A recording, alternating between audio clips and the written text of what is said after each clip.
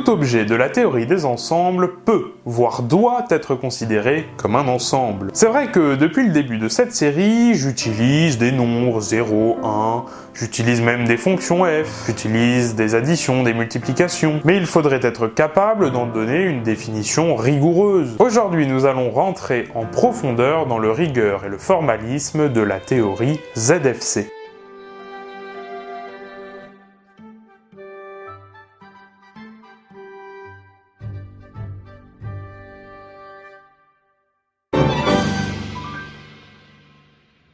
Bienvenue dans ce troisième épisode de Mes Recherches. Ça faisait longtemps, c'est vrai, mais en fait le deuxième épisode a tellement bien marché qu'il y avait énormément de choses à dire. C'était donc assez difficile de préparer cet épisode parce qu'il fallait vraiment sélectionner les bonnes choses à mettre. Donc ça a demandé vraiment une longue préparation. Je vais commencer par rectifier une petite imprécision que j'ai pu faire, alors non pas dans les premiers épisodes de la série, mais dans une autre vidéo qui en fait parle du paradoxe de Russell. Et dans cette vidéo, j'évoquais déjà le sujet de la profondeur. En fait, Dicemaster me donne un exemple, ou plutôt du coup un contre-exemple par rapport à ce que je disais dans la vidéo, d'ensemble de profondeur infinie, mais dont il n'existe pas de suite d'appartenance infinie. Cet ensemble, c'est le suivant, c'est l'ensemble qui contient l'ensemble vide, le singleton qui contient l'ensemble vide, le singleton qui contient le singleton qui contient l'ensemble vide, etc. En fait, pour obtenir un nouvel élément, à chaque fois, il suffit de rajouter une paire d'accolades. Alors c'est totalement vrai, ici on a bien un ensemble de profondeur infinie, mais qui vérifie pourtant l'axiome de fondation.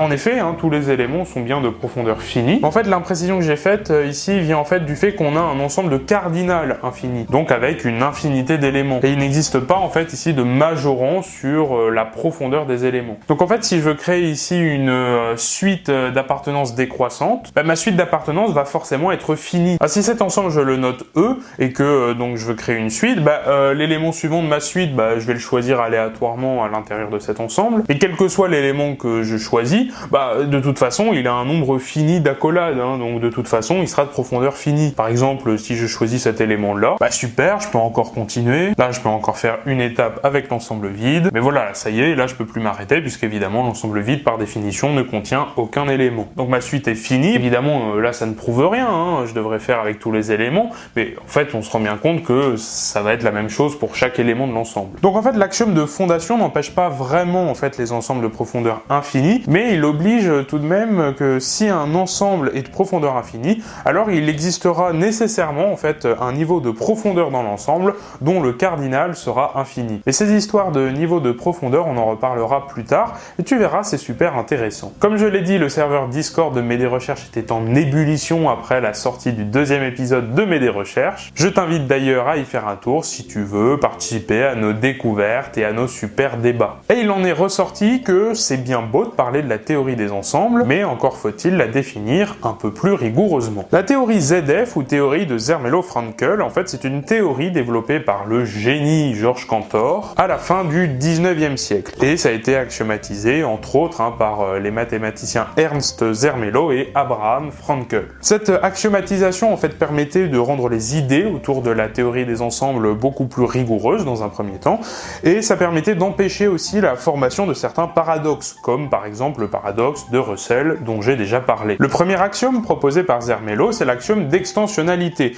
qui équivaut en fait au principe de double inclusion. Il nous dit que deux ensembles sont égaux si et seulement si ils ont les mêmes éléments. Waouh! Donc si et seulement si tout élément de l'un est aussi un élément de l'autre. À partir de là, Zermelo définit aussi tout un tas d'axiomes que l'on appelle des axiomes de construction, puisqu'ils permettent en fait de construire de nouveaux ensembles. On a l'axiome de l'ensemble vide, qui définit ce qu'est l'ensemble vide, autrement dit l'axiome qui ne contient aucun élément. Donc ça c'est vraiment l'axiome de base, l'axiome qui crée clairement ici un ensemble. On a ensuite l'axiome de la paire, qui équivaut à définir à partir de deux ensembles A et B, un ensemble à deux éléments contenant l'ensemble A et l'ensemble B. On a l'axiome de la Martinique, l'axiome de la réunion, qui définit l'union de deux ensembles lorsqu'ils sont éléments d'un autre ensemble. Ensuite, l'axiome de l'ensemble des parties, qui étant donné un ensemble A, définit l'ensemble des ensembles dont tous les éléments sont dans A, que l'on appelle l'ensemble des parties de A, et que l'on note en général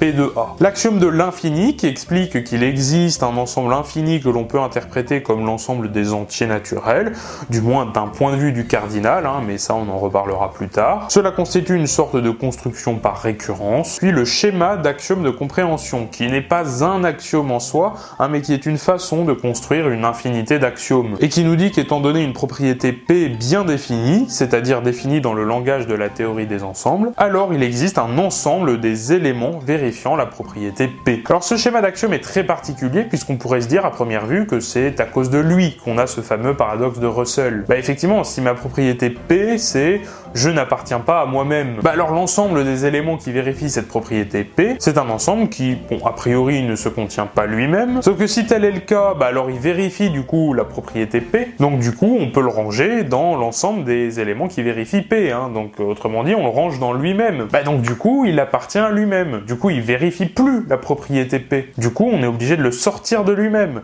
Mais du coup, si on le sort de lui-même, il appartient pas à lui-même, donc du coup, il revérifie P. Bon, bref, tu vois, on a un paradoxe. Sauf que en faisant cela, on oublie que cette propriété P n'est pas vraiment définie dans le langage de la théorie des ensembles. En théorie des ensembles, tout est ensemble, plus ou moins, mais ça on en reparlera plus tard. Notre propriété doit donc faire intervenir un ensemble de bases ainsi qu'un symbole d'appartenance, qui est la relation axiomatique de la théorie. Et comme on parle ici d'un ensemble d'ensembles, l'idée ça serait de considérer en fait l'ensemble de tous les ensembles, l'ensemble l'univers en quelque sorte. Sauf qu'avec les axiomes définis précédemment, rien ne nous prouve pour l'instant qu'un tel ensemble existe. Pour permettre au paradoxe de Russell de sévir, en fait on a besoin du schéma d'axiome de compréhension non restreint, qui lui ne fait pas partie de la théorie de Zermelo, puisqu'en fait il est contradictoire à cause du paradoxe de Russell justement. Donc en fait le considérer dans la théorie, ça rendrait la théorie inconsistante, donc en fait ça rendrait les maths complètement incohérentes, voire même fausses. Et ce schéma de compréhension non restreint nous invite en fait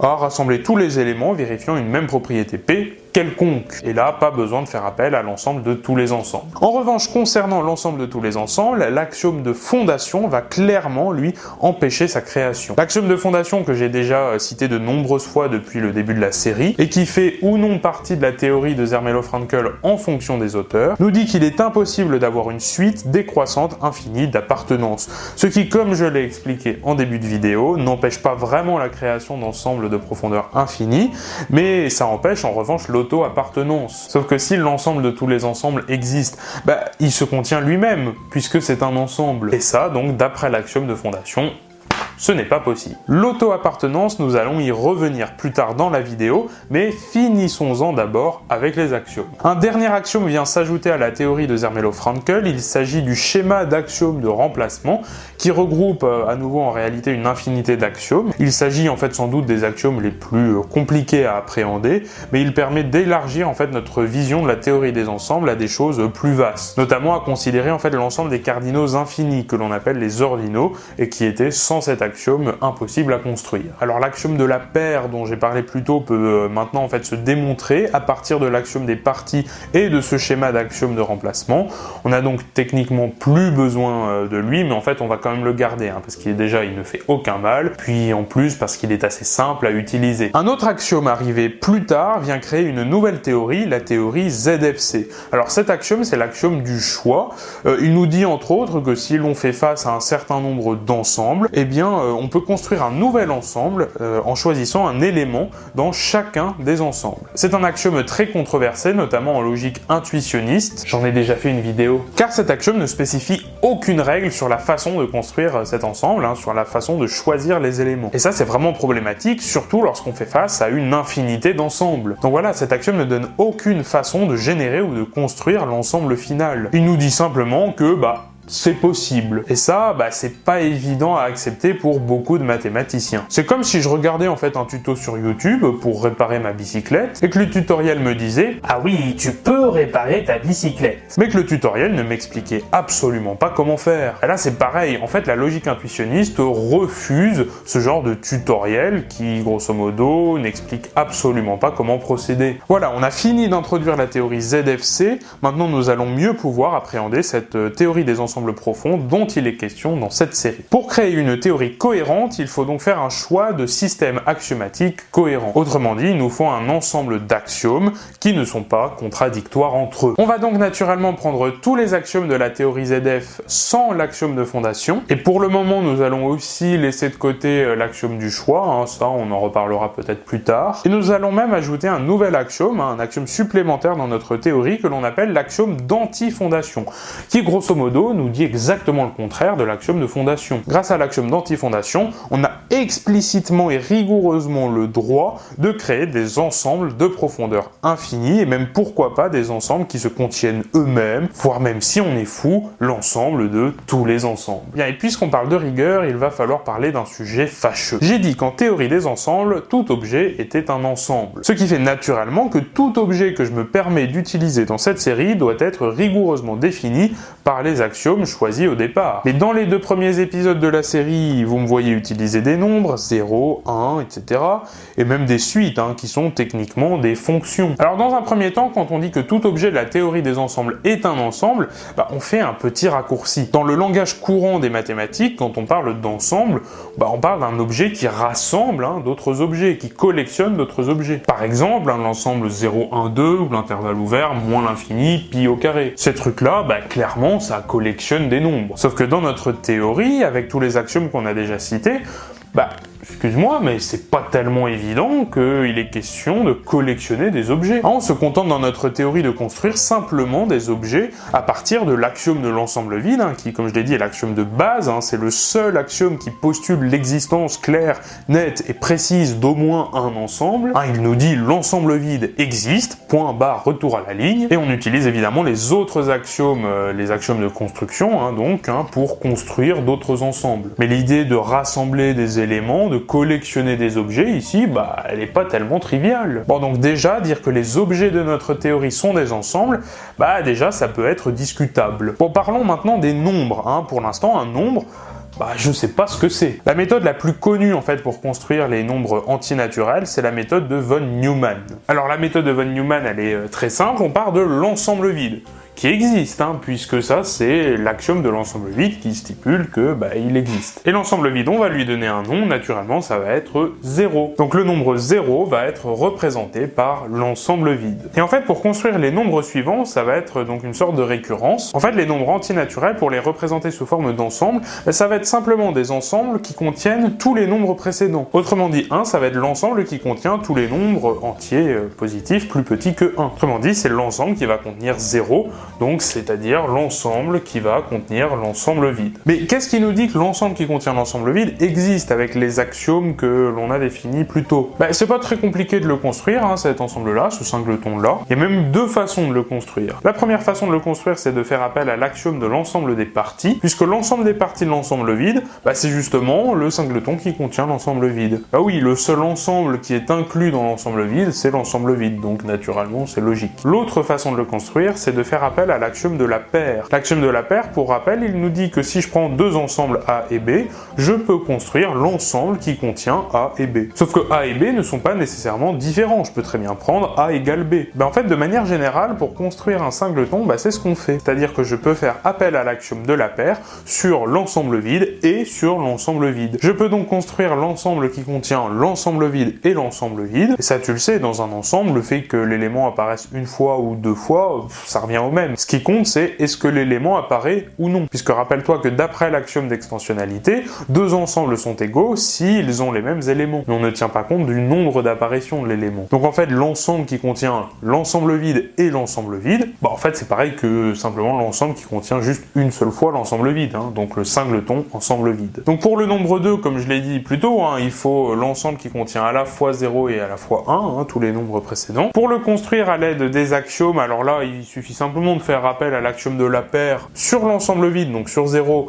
et sur le singleton qui contient l'ensemble vide, donc sur 1. Pour rappel, l'axiome de la paire nous dit que si on a 2 ensembles A et B, on peut construire l'ensemble qui contient à la fois A et à la fois B. Donc là, c'est exactement ce qu'on veut. On veut évidemment un ensemble qui contient 0 et 1, donc l'ensemble vide, et le singleton qui contient l'ensemble vide. Super, alors pour 3, ça devient un peu plus compliqué. Pour 3, on veut pouvoir mettre à la fois 0, 1 et 2. Pour ça, ça, il faut d'abord créer le singleton qui contient 2. Donc, comme on l'a dit tout à l'heure, pour créer des singletons, en général, on fait appel à l'axiome de la paire. Il faut faire appel à cet axiome sur 2 fois le même ensemble, donc ici sur 2 et 2. Donc ça va créer effectivement le singleton qui contient 2. Autrement dit, ça va créer le singleton qui contient l'ensemble qui contient l'ensemble vide et le singleton qui contient l'ensemble vide. Bref, c'est incompréhensible, mais tu comprends l'idée. Et à partir de là, on fait à nouveau appel à l'axiome de la paire, cette fois-ci sur 2 et sur le singleton qui contient 2. Eh bien, on peut construire facilement le nombre 3 qui sera représenté donc par cet ensemble. Bon, et ainsi de suite, ça va être pareil après pour 4, 5, ça sera de plus en plus compliqué, il y aura de plus en plus d'étapes évidemment. Mais alors attention, je cache quand même des trucs sous le tapis,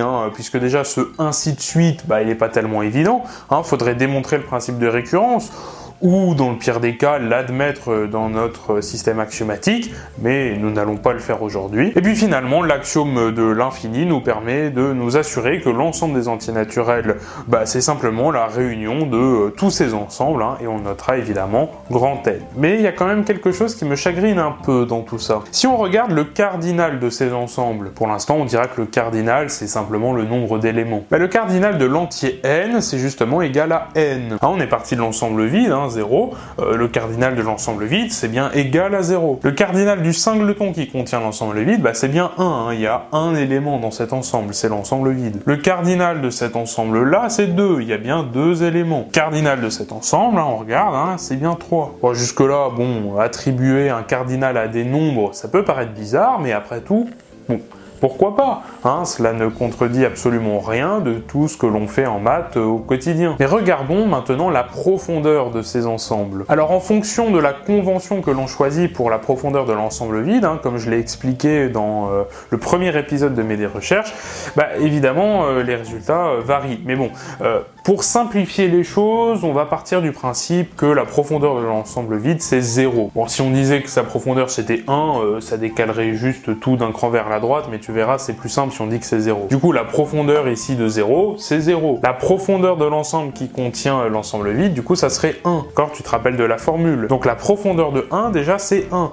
Déjà là, on commence à avoir des petites anomalies. Maintenant, si je rajoute des accolades autour de 1, la logique voudrait que, regarde, on ait un ensemble de profondeur 1 ici, puisqu'on a juste une seule paire d'accolades. Sauf qu'évidemment, avec la formule, il faudrait regarder la profondeur des éléments de l'ensemble et faire plus 1. Sauf que la profondeur de 1, on sait que c'est 1. Donc en fait, la profondeur du singleton qui contient 1, en fait, ici, c'est égal à 2. Et évidemment, ça ne correspond pas du tout à la définition qu'on avait donnée sur la profondeur. Mais en fait, ici, tout est normal. Pourquoi ? Parce qu'en fait, ici, 0, 1, etc., c'est pas des nombres. 0, 1, etc., ce sont rigoureusement des ensembles. 0, 1, 2, 3, etc., ce sont simplement de nouveaux noms que l'on a donnés à des ensembles. C'est donc normal que leur profondeur, ici, soit non nulle. Et oui, malheureusement, pour l'instant, on ne manipule que des ensembles. Pour pouvoir traiter de profondeur, en fait, ce qui serait intéressant, c'est d'avoir des éléments, des objets, qui ne sont pas des ensembles. Pour pouvoir traiter de la profondeur, il est donc nécessaire de pouvoir considérer des objets, comme des nombres par exemple, sans pour autant les considérer comme des ensembles. Mais ça évidemment avec les axiomes que l'on a choisis, pour l'instant ce n'est pas possible. Tout objet est nécessairement un ensemble. On va donc être obligé de rajouter des axiomes dans notre théorie et même, pourquoi pas, de modifier les axiomes que l'on a choisis pour pouvoir avoir une vision plus large de la théorie des ensembles profonds. Cet épisode touche à sa fin, alors dans le prochain épisode je parlerai des axiomes de Peano et de l'arithmétique de Peano pour justement développer cette idée de création de nouveaux objets comme les nombres entiers naturels que l'on ne va pas considérer justement comme des ensembles. Mais on verra que ça sera malheureusement insuffisant. Je parlerai aussi sans doute un peu d'informatique, je montrerai quelques pistes pour coder sur Python par exemple, des ensembles profonds, bien qu'il ne faille pas oublier que la fonction de profondeur n'est pas calculable dès que l'on considère des ensembles de profondeur infinie ou de cardinal infini à un certain niveau de profondeur. Justement, en ce qui concerne l'appartenance en profondeur, j'ai reçu cette superbe idée de Sti sur YouTube qui propose la n-appartenance pour dire qu'un objet appartient à un ensemble sur un nombre infini dénombrable de niveaux d'appartenance. L'exemple le plus simple, c'est celui-ci. Tu t'en souviens, on l'a vu en début de vidéo. Si on regarde l'ensemble vide, on voit en fait qu'il appartient à cet ensemble à chaque niveau de profondeur, c'est-à-dire qu'à la profondeur 1, il est là. À la profondeur 2, il faut effectivement rentrer en profondeur dans l'ensemble et il se retrouve juste ici. À la profondeur 3, il se retrouve là, et puis etc. Il se retrouve donc à une infinité dénombrable de niveaux de profondeur. On pourrait donc dire que l'ensemble vide appartient avec un indice de l'ensemble des entiers naturels à E. Un autre exemple serait celui de l'ensemble que je vais appeler l'ensemble autoprofond et que je vais noter avec une lettre qu'on utilise très peu en maths, c'est upsilon. Et l'ensemble upsilon va se construire de la manière suivante. Upsilon 0, c'est l'ensemble vide. Upsilon 1, c'est le singleton qui contient l'ensemble vide. Et je continue comme ça, je rajoute des paires d'accolades à chaque fois, ce qui fait que upsilon n, c'est simplement le singleton qui contient upsilon n-1. Et donc dans le cas limite, c'est-à-dire l'ensemble que je vais noter upsilon plus l'infini, en fait c'est ça notre ensemble upsilon. Upsilon, c'est donc l'ensemble qui contient l'ensemble, qui contient l'ensemble, qui contient l'ensemble, etc. En fait, c'est simplement ce truc-là. Alors cet ensemble, évidemment, il est impossible à construire si on a l'axiome de fondation dans notre théorie. Et heureusement, on l'a viré, on a même l'axiome d'anti-fondation. Alors là, il y en a sûrement dans les commentaires qui vont me dire « Bah ouais, mais c'est un peu bizarre, on sait pas ce qu'il y a au bout, en fait, finalement. Certes, il y a une infinité ici de paires d'accolades, mais c'est quoi qu'il y a au bout, du coup, c'est un ensemble vide ?» Si je t'écris ce nombre 3,1, 4, 1, 5, 9, 2, 6, 5, 3, 5, 8, et que je mets 3 petits points, là, cette fois-ci, tu vas pas me poser la question « Qu'est-ce qu'il y a au bout? C'est quoi le dernier chiffre ?» Pour les ensembles, c'est pareil, après tout, pourquoi pas? On peut avoir une infinité ici d'étapes, sans pour autant se poser la question qu'est-ce qu'il y a au bout, parce que finalement il y a rien au bout, c'est impossible de savoir. Alors cet ensemble upsilon, il a la particularité de se contenir lui-même, mais aussi de ne contenir aucun autre élément à n'importe quel niveau de profondeur. En revanche, un ensemble qui se contient lui-même se contient nécessairement à chaque niveau de profondeur. Et comme ici il y a une infinité dénombrable de niveaux de profondeur, on pourra alors naturellement dire que upsilon, il appartient à upsilon avec un indice ici grand N. Alors là, je t'ai donné des exemples avec des trucs qui appartiennent à l'ensemble, mais à tous les niveaux de profondeur. On pourrait faire la même chose à presque tous les niveaux de profondeur, sauf évidemment un nombre fini. Pas forcément sauf un nombre fini, sauf un nombre infini dénombrable, par exemple, ça peut marcher. Par exemple, uniquement les niveaux de profondeur pairs. Mais voilà, ça c'est une idée, on pourra peut-être développer ça par la suite dans de futurs épisodes. Steve me propose ensuite d'introduire les ensembles flous, issus directement de cette branche passionnante des mathématiques qui est la logique floue. En logique floue, tout n'est pas soit blanc, soit noir, vrai ou faux, 1 ou 0. Non, il y a des degrés de vérité. Pourquoi pas introduire cela dans notre théorie des ensembles profonds en créant une profondeur floue? Alors oui, pourquoi pas, une idée, ça serait par exemple de quantifier l'appartenance d'un élément aux différents niveaux de profondeur de l'ensemble. Bon, ici, je précise, 0 et 1, c'est des nombres, d'accord, c'est pas des ensembles, sinon on va pas s'en sortir avec les histoires de profondeur. La profondeur de E ici, c'est facile, c'est 4. Et 0, regarde, il appartient à 3 niveaux de profondeur différents. Il appartient à la profondeur 1, la profondeur 2 et la profondeur 3. Il appartient pas à la profondeur 4, là où il y a que un 1. Du coup, 1 plus 2 plus 3, les niveaux de profondeur de 0, du coup ça fait 6. Et au total, le maximum, ça serait 10 du coup, s'il était aussi dans la profondeur 4. On pourrait donc dire que la profondeur floue de 0 dans cet ensemble E, ça serait 6 dixièmes ou 0,6. Ça serait en fait ici une sorte de profondeur moyenne pondérée par la profondeur totale de l'ensemble et les niveaux de profondeur respectifs auxquels se situe l'élément.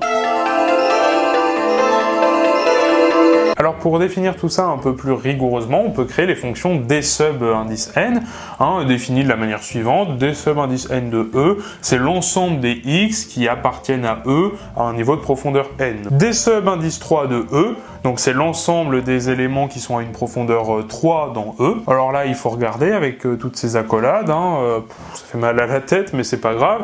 Bon, ça c'est la profondeur 1, là on est dans la profondeur 2, là on arrive dans la profondeur 3. Donc on a les nombres 3 et 4, déjà dans un premier temps.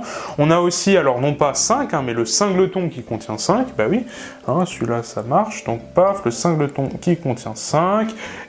Donc là, pof, on en sort. Donc à nouveau profondeur 1, profondeur 2, et là 6, il est à la profondeur 3. Donc évidemment, on a aussi le nombre 6. Donc voilà, D sub indice 3 de E, c'est l'ensemble qui contient 3, 4, le singleton qui contient 5, et 6. On peut aussi définir les ensembles levels, levels indice E de x, c'est l'ensemble des entiers naturels tels que x appartient à E à la profondeur n. Ensuite, on peut définir enfin la profondeur floue d'un objet x dans un ensemble E de profondeur finie, je précise. Alors ça a l'air compliqué, mais ne t'en fais pas, je vais te l'expliquer. Déjà, on a moins l'infini si jamais levels indice E de x est l'ensemble vide. Autrement dit, si l'objet x n'appartient pas à E et à aucun niveau de profondeur. Et dans le cas contraire, s'il existe quand même des niveaux de profondeur où x apparaît, dans ce cas-là, on a ce calcul compliqué. Alors je vais te l'expliquer, c'est très simple. Déjà, oublie le 2 pour l'instant. On regarde déjà la somme pour k qui varie de 0 à profondeur de E de k fois fonction indicatrice de x dans l'ensemble des sub indice k de E. On s'en souvient, c'est ce truc-là. Donc k, il varie de 0 jusqu'à la profondeur donc maximale par définition de E. Et avec ces ensembles des subs, bah du coup, si jamais x est dans la profondeur k dans E, alors on va additionner k. S'il n'apparaît pas à la profondeur k, dans ce cas-là, on n'additionne pas k, puisque ça vaudra 0. Donc on somme tout ça, on somme tous les niveaux de profondeur où x apparaît. Donc encore une fois, on oublie le 2 pour l'instant, on va diviser par dep de E fois dep de E plus 1. Bah là, on reconnaît quand même la somme des entiers, je sais pas si ça te dit quelque chose. Et oui, c'est clairement ça, la somme des entiers de 0 à n, c'est évidemment n fois n plus 1 sur 2. Et là, regarde, c'est ça, sauf qu'il n'y a pas le sur 2, bah oui, forcément le sur 2, il est passé au numérateur. C'est pour ça qu'on a un 2. Donc en fait, en dessous, au dénominateur, on a exactement la même chose qu'au numérateur, c'est juste qu'on n'a pas multiplié par la fonction indicatrice. Ça correspond donc à la somme maximale, en gros. Et ça nous permet en fait d'avoir un truc entre 0 et 1. C'est pour ça qu'ici, on peut parler de profondeur floue. Bon, voilà, ça c'est une formule, c'est une idée, encore une fois, c'est un peu flou. Steam a fait une proposition, j'en ai fait une, on peut en faire plein d'autres. D'ailleurs, si tu as une autre proposition pour définir ce que peut être la profondeur floue, je te laisse le faire. Il y a les commentaires qui sont là pour ça, il y a mon serveur Discord et il y a mon adresse mail, tout est en description. En plus, même dans cette formule, on n'a même pas tenu compte du nombre de fois que l'élément apparaît à une telle profondeur, on ne parle même pas de cardinal. On pourrait donc même introduire des multi-ensembles et des ordres de multiplicité. Ensuite, Tom Favereau m'a proposé une démonstration pour une formule sur la profondeur de l'intersection de deux ensembles. Alors c'est quelque chose que j'avais aussi proposé à la fin du dernier épisode. Alors Tom propose déjà ce lemme qui va être important. Pour tout x dans P de E, la profondeur de E est plus grande que la profondeur de x. La démo, alors je l'ai écrite, je vais te l'expliquer. Bon, déjà on fixe x dans P de E. Alors P de E, du coup, on peut naturellement l'écrire comme l'union. Alors pas nécessairement disjointe d'ailleurs, mais ça va être le singleton qui contient x union y. Y est totalement quelconque. Bon, ici c'est pas très rigoureux, je devrais mettre des quantificateurs avec des il existe, etc. Mais bon, t'as compris. Or, on sait que la profondeur de P de E, c'est la profondeur de E plus 1. Ça, c'est quelque chose qu'on a démontré déjà dans l'épisode précédent. Donc, comme on l'a déjà démontré, on peut le réutiliser, c'est super. Sauf que du coup, P de E, je remplace par singleton x union y, paf. J'utilise la définition de la profondeur. C'est donc, alors, ça fonctionne aussi pour plus infini, mais bon, c'est donc la borne sup de la profondeur de z pour z qui varie dans singleton x union y plus 1. Bon, évidemment, j'ai un plus 1 de chaque côté, je soustrais 1, d'ailleurs, paf, je peux l'enlever en direct, comme ceci. Bon, je retourne l'égalité, on a donc la profondeur de E qui vaut donc borne sub de ce truc-là, sauf qu'en indice, on a une union, donc on peut évidemment séparer l'union en utilisant le maximum, ça c'est une technique qu'on a déjà utilisée dans les épisodes précédents. Profondeur de E, c'est donc le maximum entre la borne sup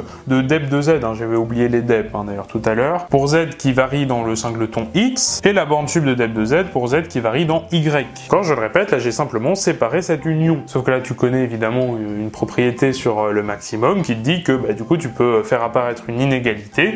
Le maximum entre les deux, c'est évidemment plus grand que l'un des deux, celui que tu choisis. Évidemment, nous, comme notre propriété, elle porte sur x, ce qui va nous intéresser, c'est de laisser le x. Donc le maximum des deux est évidemment plus grand que ce truc-là, donc évidemment plus grand que la borne sup des profondeurs de z pour z qui varie dans le singleton x. Mais z qui varie dans le singleton x, non mais sérieux, il y a juste à enlever évidemment les accolades, d'accord. Le fait d'enlever les accolades, ça fait que évidemment ça enlève un niveau de profondeur, donc on n'oublie pas évidemment de le remettre en rajoutant plus 1. Et borne sub de dep de z pour z qui varie dans x plus 1, là on reconnaît clairement la définition de la profondeur de x, bien évidemment, c'est évident, dep de x, petit carré noir, ce qu'il fallait démontrer. On a donc prouvé que si x était une partie de E, nécessairement la profondeur de E est plus grande que la profondeur de x. Maintenant, la formule que nous a proposée Tom, c'est la suivante. La profondeur de A inter B, c'est plus petit que le minimum entre la profondeur de A et la profondeur de B. Donc là, on a une inégalité, on n'a pas une égalité comme on l'avait pour l'union, donc évidemment, cette formule, elle est quand même vachement plus faible que pour l'union. Malheureusement, c'est pas grave, je pense pas qu'il y ait moyen de faire mieux. La démo, quant à elle, est super simple, rapide, efficace, tout ce qu'on adore, et en plus, regarde, ça utilise le lemme qu'on a démontré juste avant, c'est justement pour ça qu'on l'a appelé lemme. A inter B, c'est évidemment inclus dans A inter B, c'est évidemment inclus dans B, donc A inter B, ça appartient à P de A, et A inter B, ça appartient aussi à P de B. Et donc du coup, par le lemme qu'on a démontré juste avant, la profondeur de A inter B, c'est plus petit que la profondeur de A, il suffit de renverser ici l'inégalité. Renverser des inégalités, ça va, pas trop compliqué. Tu me dis si t'as du mal. Et puis exactement de la même façon, c'est la même chose pour B, puisque de toute façon ici les rôles de A et B sont parfaitement symétriques. Donc la profondeur de A inter B, c'est aussi plus petit que la profondeur de B. Donc la profondeur de A inter B, c'est à la fois plus petit que la profondeur de A et que la profondeur de B, donc c'est évidemment plus petit que le minimum des deux. Bon, du coup, c'est aussi plus petit que le maximum des deux, mais ça a aucun intérêt. C'est encore mieux de dire que c'est plus petit que le minimum des deux, puisque c'est un plus petit et non pas un plus grand. Et donc ça, évidemment, ça démontre notre inégalité, c'est QFD. Tom me propose aussi un nouvel opérateur qui compte le cardinal des niveaux de profondeur d'un ensemble. Alors, du coup, maintenant qu'on a défini un peu avant les fonctions d sub indice n, ça perd un peu de son intérêt, bien que l'on peut effectivement se pencher sur des questions de cardinalité, mais la cardinalité, on y reviendra plus tard. Tom a été très actif, il me parle aussi des arbres. Alors là encore, les arbres, j'en parlerai plus tard dans la série, puisqu'il existe aussi une notion de profondeur pour les arbres en mathématiques et en informatique, et on peut évidemment faire un lien. Enfin, Tom, à nouveau, m'a fait remarquer que l'utilisation des nombres en théorie ZF n'était pas tellement évidente. Effectivement, et j'en ai d'ailleurs parlé aujourd'hui, il est important lorsque l'on utilise un objet de vérifier qu'il est bien défini dans notre théorie. C'est pourquoi dans le prochain épisode, nous allons tenter d'améliorer notre théorie avec de nouveaux axiomes pour le rendre plus complet et pour nous permettre d'utiliser des nombres sans les considérer comme des ensembles. Merci à tous ceux qui ont participé de près ou de loin à cet épisode, que ce soit sur YouTube ou sur Discord. Merci notamment à Loris et Cassis qui m'ont aidé sur Discord au sujet de la construction de von Neumann. Si tu veux participer au prochain épisode de Mes Recherches, donner tes idées, des traces de recherche, des suggestions, si tu as des interrogations, des questions sur tout ça, si tu as même repéré des erreurs ou des imprécisions dans cette vidéo, bref, n'importe quoi qui pourra faire avancer la série, un peu ou beaucoup, n'hésite surtout pas à le faire, que ce soit en commentaire sur YouTube, sur mon serveur Discord ou par mail. Tous les liens évidemment sont dans la description. Merci d'avoir regardé cette vidéo jusqu'au bout, j'espère qu'elle t'a plu. Si c'est le cas, partage-la sur tes réseaux sociaux, lâche un like, un commentaire pour donner ton avis, abonne-toi à la chaîne pour ne pas manquer les futures vidéos, mais surtout si tu veux me soutenir financièrement, tu peux souscrire à la chaîne en cliquant sur le bouton rejoindre ou acheter l'un de mes t-shirts dans la Médé boutique. Merci et quant à moi je te dis à la prochaine, salut!